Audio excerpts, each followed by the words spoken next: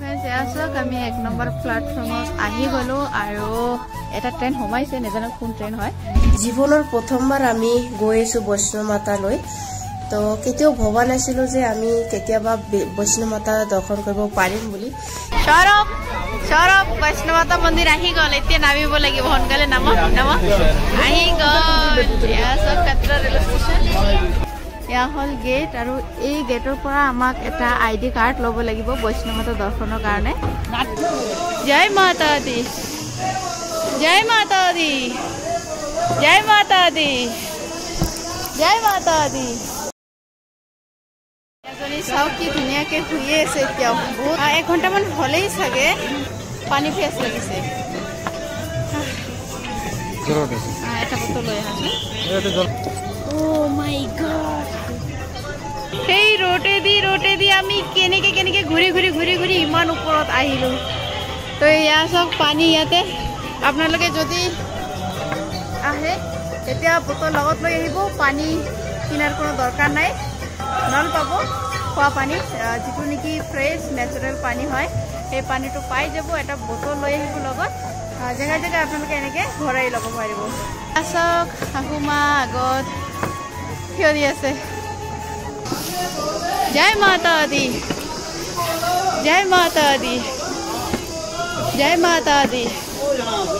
जय माता दी जय माता दी जय माता दी जय माता दी जय माता दी जय माता दी हे गाइस आमी ना 4-5 घंटार পৰা ইমান দূৰ লৈকে খোজকাৰি আহিছো তো ভাগৰি পৰাৰ নিচিনা হৈ গৈছো তো এটা আঙ্কেলে আহিলে দৰ্শন কৰি আহিছে তো হে আঙ্কেল জনে কৈছে যে তোমালোকে যদি ভাগৰি পৰিছা তেনে হলে মাৰ নাম গাই গাই যোৱা জয় মাতা দি प्यार से बोलो जय माता दी दिल से बोलो जय माता दी সিয়ৰি সিয়ৰি গাই গাই যোৱা তো তোমালোকে যিমান ভাগৰি পৰিছা আৰু কষ্ট হৈ আছে হেইখিনি দূৰ হৈ যাব ইয়াৰ পৰা চাওকচোন জেগাটো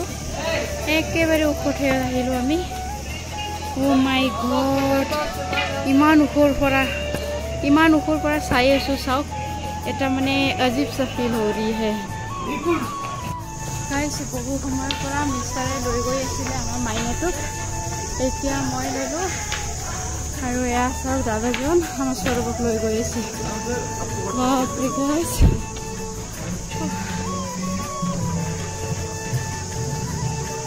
মানে এবাৰ গৰম বা ঠাণ্ডা লাগি আছে এবাৰ গৰম লাগি আছে বহু সময় হৈ গল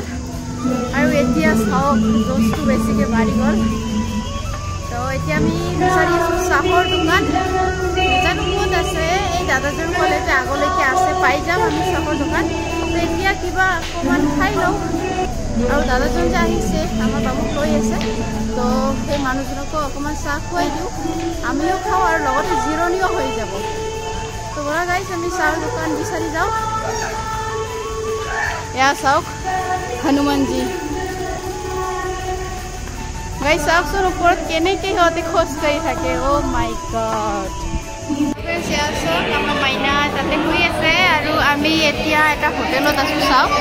ইয়াতে অকল ৰাজমা চাৱল আৰু কাৰি চাৱল পায় কাৰি চাৱল মানে আমি যে দহি খাওঁ সেই দহি দি বনোৱা হয় কাৰি চাৱল আৰু ৰাজমা চাৱল তো बताई है आप लोग तो কি খাবা राजमा चावल या करी चावल करी दही के साथ आएगी करी चावल दही লগত আহিব জিৰণিও হৈ আছে আৰু লগতে দুপৰীয়া খোৱাটো আমি খাই আছো চাহৰ দোকান বিচাৰিছিলো কিন্তু পোৱা নাই তাৰ পিছত ভাতৰ দোকানে পাই গলো তাতে দুপৰীয়াও সময় হৈ গল ভোকো লাগিছে ভাতে খাই দিলো আৰু দাদাজন আহিছে যে আমাৰ লগত সেই দাদাকো ভাত খুৱাই দিলো তো এতিয়া আকৌ ৰাওনা দিছো আৰু ইয়াতে যিমান দোকান সুকান পাব সব ভেজ হয় টেনশন কৰাৰ কোনো দৰকাৰে নাই তো এতিয়া আমি আকৌ গৈ থাকো খোজকাঢ়িয়ে যাব লাগিব আমি ঘৰৰ পৰা ভাবি আহিছিলো যে মাৰ দৰ্শন কৰাৰ কাৰণে যদি যাও খোজকাঢ়িয়ে যাম খোজকাঢ়ি যোৱাৰ মজাটোৱে বহুত বেলেগ হয় বহুতে ভাল লাগে গাইস আৰু আপোনালোকে এটা কথা চিন্তা কৰি চাব যেতিয়া আমি ক'তবা যাও 1-2 কিলোমিটাৰ যদি খোজকাঢ়ি যাব লগা হয় তেনেহলে আমাৰ মূৰত এটা চিন্তা আহে যে নোৱাৰিম বুলি কষ্ট হ'ব তো এতিয়া চাওক আপোনালোকে আমি যে ইমান দূৰ খোজকাঢ়ি আহিলো 5-6 ঘণ্টা হ'ব কিমান কিমান কিলোমিটাৰ আহিলো নেজানো কিন্তু এতিয়ালৈকে সেই চিন্তাটো আহা নাই যে নোৱাৰিম বুলি এনেকুৱা ফিল হৈ আছে যে আমি মাৰ ওচৰত গৈ আছো বহুত কষ্ট দুখ আছে মনত তো মাৰ দৰ্শন যেতিয়া আমি কৰিম তেতিয়া সেই দুখখিনি কষ্টখিনি সব নোহোৱা হৈ যাব তো সেই আশাৰে আমি গৈ আছো আৰু এতিয়া চাওক আপোনালোকে সন্মুখত হেলিকপ্টাৰ নমা পেলেচটো ইয়াতে হেলিকপ্টাৰ আহে যায় তো এবাৰ আপোনালোকক দেখুৱাই দিছো মানে পুৰা টাইমিং থাকে ইহঁতৰ এটা হেলিকপ্টাৰ আহিলে আকৌ 2 মিনিট বা 1 মিনিট পিছতে আৰু এটা আহি যাব এয়া সব কেনেকে নামি আছে এয়া সব সেই জায়গাটোতে এটা হেলিকপ্টাৰ আছিলে গুচি গ'ল তো নেক্সট মানে 1 মিনিটৰ ভিতৰতে আহি গ'ল আৰু এটা হেলিকপ্টাৰ তো বলা আমি পাইয়ে গ'লো বহুত কষ্টৰ ফলত ফাইনালি আমি ইমান দূৰ আহি পালো আৰু অলপমান পিছতে পাই যাম